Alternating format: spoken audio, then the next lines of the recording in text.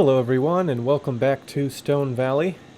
We're heading back from the store with our plow and the trailed lifter, kind of an adapter from one hitch to a 3-point hitch because our tractor doesn't have a 3-point. We're going to be plowing up what we did last episode. We harvested the top here, running canola. It is still ready to harvest. We got this top section done and going off-roading. We're going to plow that up while we're harvesting this. And then we'll be putting alfalfa on this top section. And then once we get this harvested, we can decide what we're wanting to put on there. If you guys did miss the first episode, there will be a link in the description, so feel free to check that out so you can stay up to date with the series. We are nearly to the field. We're just going to park this for now until we get the harvester kind of set up in a good rhythm where a worker can handle it for a little while. Because right now I think I only did like one lap around everything, so we're going to go around and do a second lap so the worker has no chance to be messing things up. And then we can figure out what we're doing with this thing. A little annoying that I had to use the trailed lifter. It is an extra expense, and these are on lease, so I don't own them. I will be buying a plow eventually, because again, we are playing with periodic plowing required. I don't know exactly where to park this. Just unfold it, and I will turn it to the other side, so I can lead with the left side of the tractor. I just prefer it that way. Although maybe leading with the right side would be better, because I'll be starting over here. Let's do that. Super indecisive, guys. My apologies.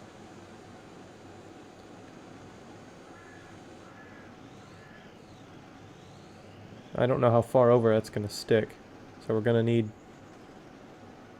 Okay, it took me almost half the field, the length there, to get things set up. Right. Let's get this harvester going. On this terrible yielding canola, you can see all the red and stuff in the bottom left. It's red and dark orange, so it's really low yielding, closer to 50% than to 100%, which just means the farmer who owned the field before us didn't take any care of it at all, which is unfortunate.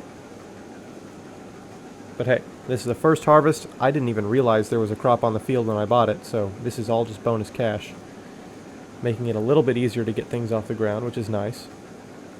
We don't have a silo yet, so all this stuff is just going straight into the sell points to be making us some money. I'm not sure if we'll be able to afford a silo after the field is done. That would be nice to be able to put a couple of loads of canola in the grain silos, but yeah, I don't see that happening. We'd need $117,000, I believe. $145,000 for the silo that I want to get.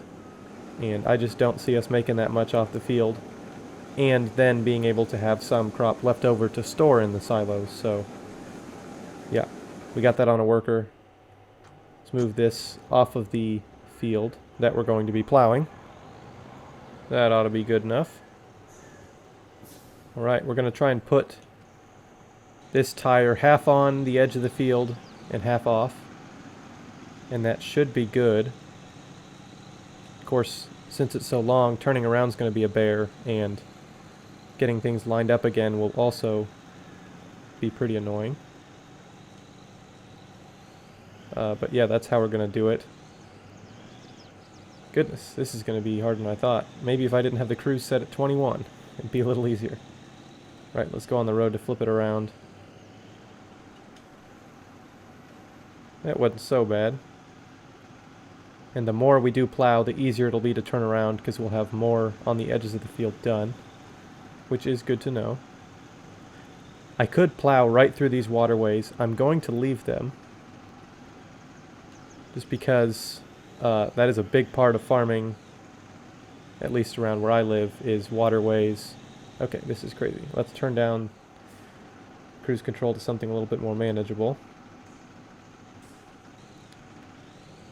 Waterways are pretty important where I live and farm. Obviously, so your crop doesn't wash away. And it also serves as a great way to break up the field, so it's not just the same old, like a perfect square with no variation. It's got a couple of twisty areas in it, which just makes things a little bit more interesting for me and on camera as well. So they're going to stay for the time being. Right, let's get into a nice montage here, and I'll see you guys in a bit.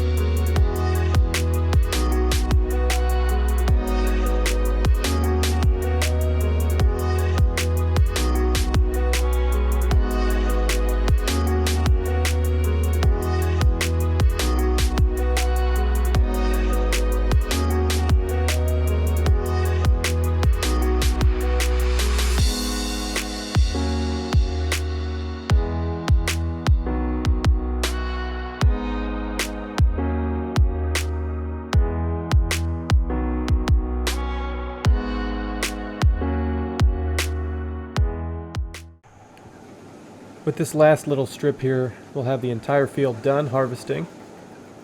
It took quite a while.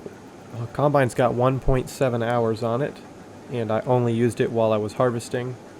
There was a little bit of time where it's on and dumping into a trailer, so you could maybe say 1.5 hours would be a conservative estimate. Actually, I'm going to put that pipe down so we've got the whole thing. I think we've taken 4 trailers in. So it'll be about 4.5, because this is about half a trailer on the combine right now. And I'm just going to park this thing here and shut her down. I don't think I've got another field. Yeah, just that one, and we're done harvesting, so we can return that right away. Let's go ahead and get the trailer filled up. This white does have a problem. When the grain cart is fully loaded, it actually glitches the back tires through the ground. Obviously it's only 54% full right now, but when it is fully loaded, it dips down under. So I think we're going to have to run the Ford, the big 4-wheel drive Ford on this thing, on this grain cart next time. Additionally, the brakes on this white do not slow it down well at all. Not too impressed with the auger wagon. It was 20 grand, so it's a lot cheaper than the next cheapest option, but whatever. I think we'll stick with it for now. Again, just get the Ford on it instead of this white. It should be a little better.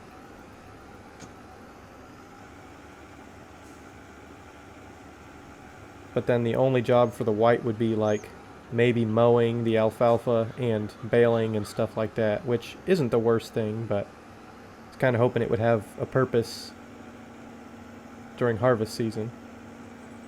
Let's go ahead and put these tractors away. And I would say ideally our first big purchase is going to be land. So I don't even think we're going to buy a combine before we've got more land. Pull that away there. Because it is not ideal to spend $500-some thousand on a combine when I can just rent it for 20, 30 grand. every year. Let's see. Go ahead and return the combine and the header. And I need to turn traffic back on. I got stuck on a car with the plow, and I didn't want to have to deal with that, so I just turned it off for a bit.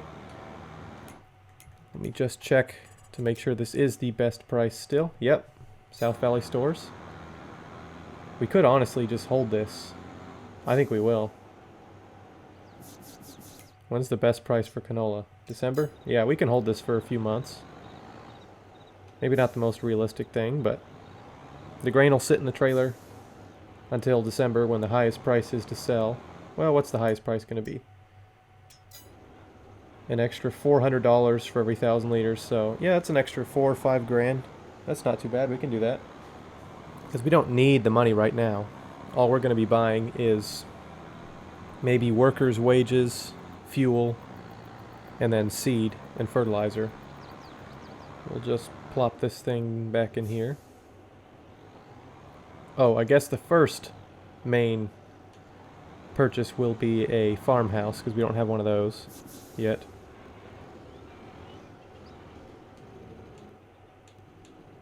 Alright, that's everything. Let me check the farmhouses actually.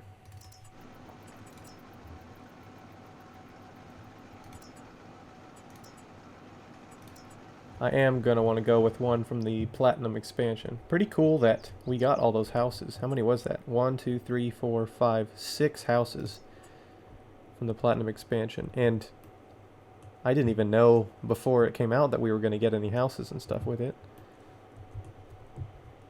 That ought to do just fine right there.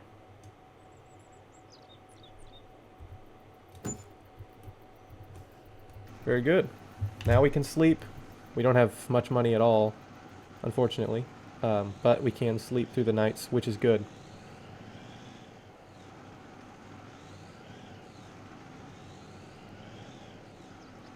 Plow's been working pretty good. The tractor can handle it pretty well. It takes it right up to the max speed. Pretty easy, so... Unfortunately, we've got a giant bit of the field to get into now that we've finished harvesting, but it's not the worst thing. And the workers aren't necessarily super smart when it comes to plowing, especially with waterways and stuff. But this is just too tight for this big old tractor to be plowing in here, so I think I am going to actually get the plow for the white. We're going to rent that. And for the big field work, we'll use this Ford. For the tight stuff, and especially on the ends and corners, as you see, I've missed a few gaps. That's where the white is going to shine. So I'll go get that and bring it up here. And then we can make some progress. Back at the farm, and I did go with the plowing setup tire configuration, which just means we've got duals on the left side and just a single tire on the right. Sometimes it does bog down, but for the most part it's a pretty solid tractor.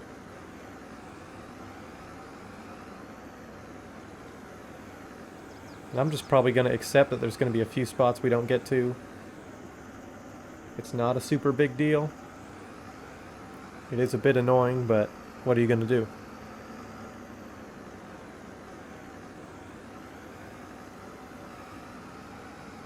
I suppose I could have gone with a little subsoiler and that would have made it flat, a flat edge, whereas a plow is angled. But I don't care that much about it, so... It just looks a little funky right now. That should give the Ford a bit of place to turn around. And then I'll have to dig a couple paths around these waterways. I could technically wait until after the Ford's plowed the whole field, but I don't need to, so I'll just go ahead and do it now.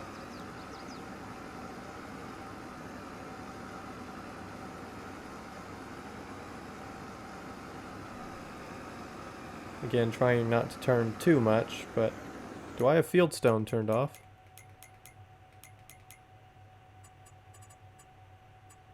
Yeah, so why are we getting some fieldstones here? What's going on? The main spot this plow is going to be used is that little nook over there. Just because that's way too tight and narrow for the Ford to be working in there. Yes, I do see all the collectibles around. I'm going to wait to get them for now. I may never get them, I'm not sure. But I want to try and get the farm started up with just crops and forage and stuff. Maybe get some animals too, I don't know. Figure it out as we go.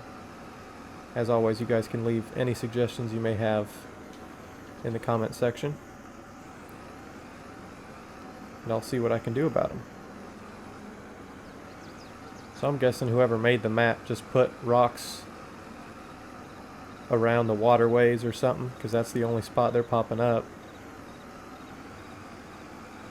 It's not the worst thing, but it is a bit annoying.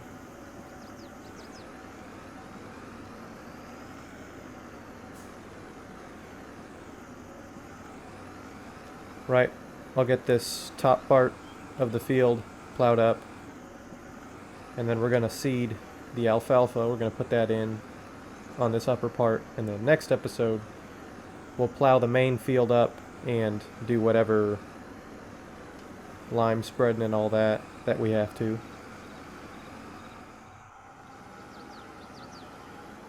Okay, well, that should be pretty much this whole top part of the field cleaned up with the plow. Just getting these little dots and stuff. You don't need to. I just don't want it to look bad, so that's what we're doing. A couple of dots up in here, and then we'll be getting the lime spreader. I'm going to put the duals back on. I don't need the plowing setup if I'm not plowing. And there are a couple spots like that I just can't get to. So, you know, it is what it is. I'm going to go ahead and plop this thing down. Whoa. Let's turn on the beacon so I don't hit somebody without them knowing about me. Let's just place this down here where we're going to be plowing up next time. And that is a pretty flat area, so we can just drop it down and detach it. I don't know if I have a workshop or not on the farm. I don't think I do. So we may have to get one.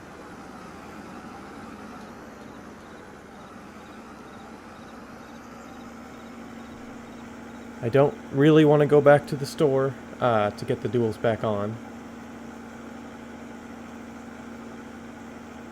But I will if I have to, I guess. Otherwise, I could just get a workshop. Let's see how much those are.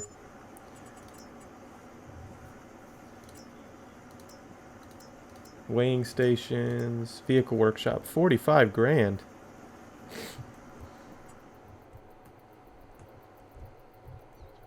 Can put that back there. Do I take out a loan just to put that in there?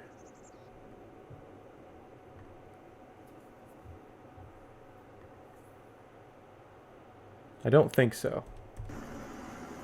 But I will soon. I will get the workshop in there soon. And, you know, we're going to be getting right back to the plowing, like, very soon. I'm just going to go put this back, and we're going to use the Ford with the lime spreader. I'll just tow it out of the shed, because I'm not sure if the Ford will be able to maneuver really well in there. Goodness.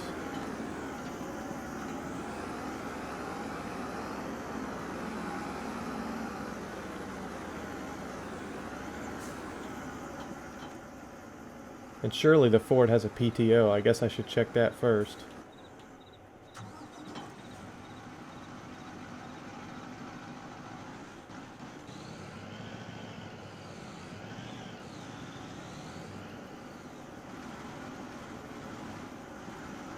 If not, then I'm going to have to get the duals on anyways.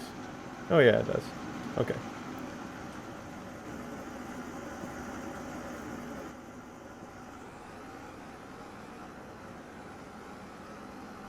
I'll put this back with its plow, because we're going to be using that. That's going to do the same thing it did on the top part of the field. It just kind of tidied up and did the laps around the waterways and everything, because it's a lot more maneuverable than the big. Because that's a 5 bottom plow, I think, and the other one is like what, a 9 bottom plow?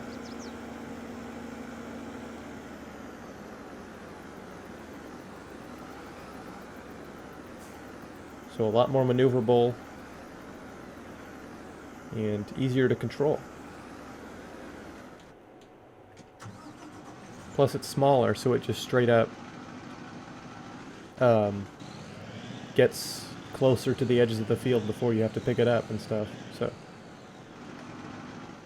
alright. How much is that going to be? Not much. Right, lime is cheap, that's good.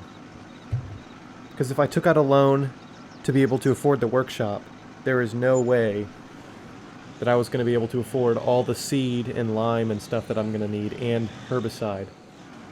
So I would have had to take out more loans for all that, and that's just not ideal. Alright, let's see if we can get this thing done pretty well. I am going to put on the mini-map just because it is nice to have. Oh, and I didn't buy the information, did I? 13 grand.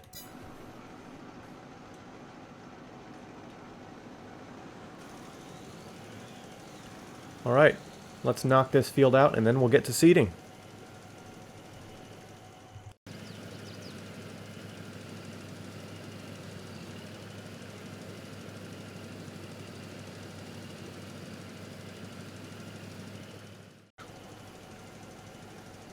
Basically done here. Just gotta turn around and tidy up a little bit more, and then we'll be getting the seeder out. I don't know why I blanked on what it was called. And putting alfalfa in. A little nervous that it's going to be hard to maneuver that thing around. It is pretty long and wide. Some of the tighter areas are going to be extremely difficult to maneuver. But yeah, we'll see how it goes. I guess I do have to get a little bit more in this little nook back here. But that's kind of my reasoning for putting alfalfa up here, is it's hard to like maneuver around. So if I put down a crop that I have to harvest and plant every year, you know, it's a lot of headache making that work. Whereas if it's like grass, alfalfa, or clover that grows back every year, or every time you cut it, you can cut it like 3 times a year and then it grows back too, then I'm really eliminating the amount of stress I have over the field. So hopefully this is a good deal here.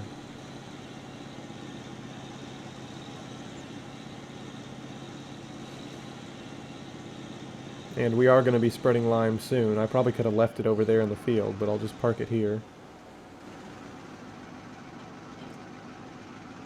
And go and grab this nice seeder. I haven't used this yet on any playthrough. I've had the mod installed for such a long time, but I've never used it, so hopefully it doesn't have any big issues. I think this is a pretty good modder. Doesn't usually have issues with his mods.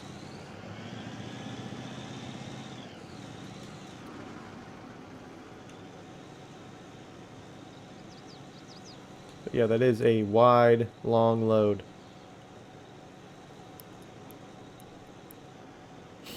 Wouldn't be so bad if the seed was on the actual toolbar, but it's a whole cart being pulled behind it, so it'll be difficult, to say the least. Gonna do the same thing I did with the lime spreader and kind of unfold it and get ready to hit it rolling. Of course, it's gonna take forever to get unfolded.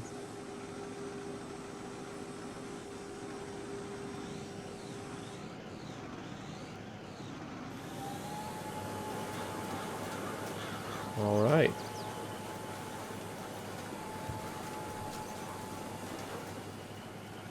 There we go.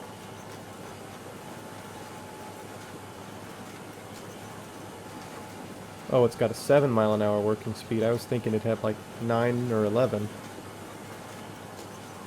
That's what these air seeders usually have.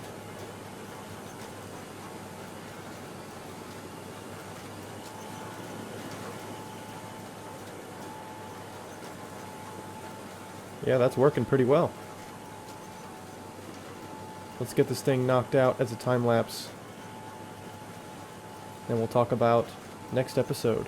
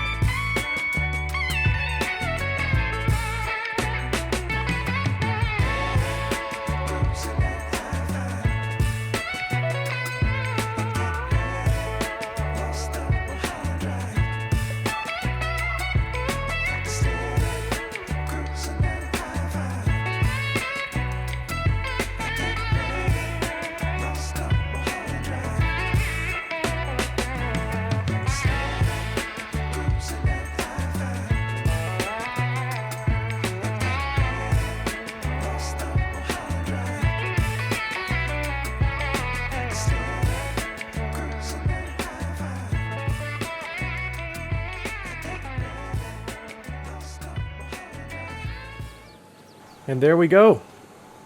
Getting this thing wrapped up. Didn't use all that much seed or fertilizer. I was expecting it to run out of fertilizer before we got this top part done, and it's still got 40% left, so that's a pretty good sign. It would appear that alfalfa doesn't use much nitrogen or seed, so good to know, good to know. Did kind of tackle the field in this, I don't even know what to call it, this kind of pattern of starting from the outside and working our way in, and kind of like a corkscrew. I guess you could call it corkscrew, which is a bit unique for me. I don't usually do that, which I think is interesting.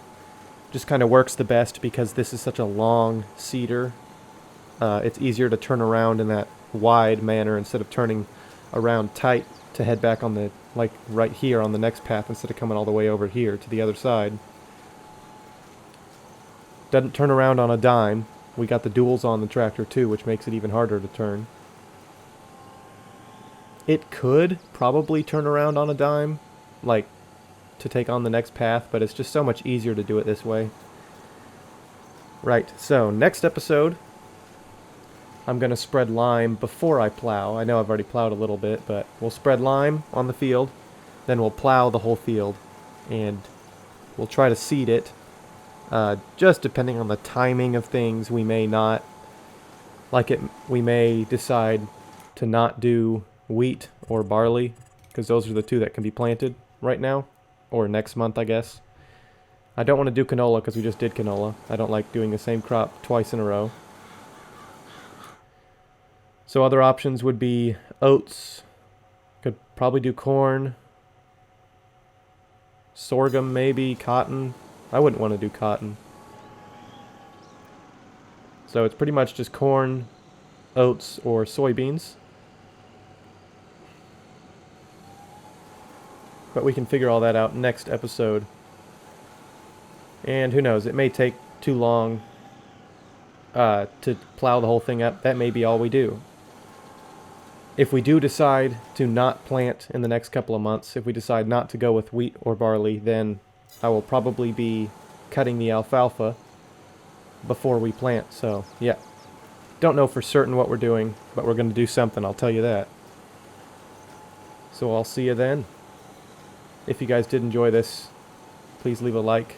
It's greatly appreciated and it helps other people see this. And if you feel so inclined, please subscribe. That boosts the channel and it's completely free. You can undo it at any time if you change your mind. I'll see you next time. Peace.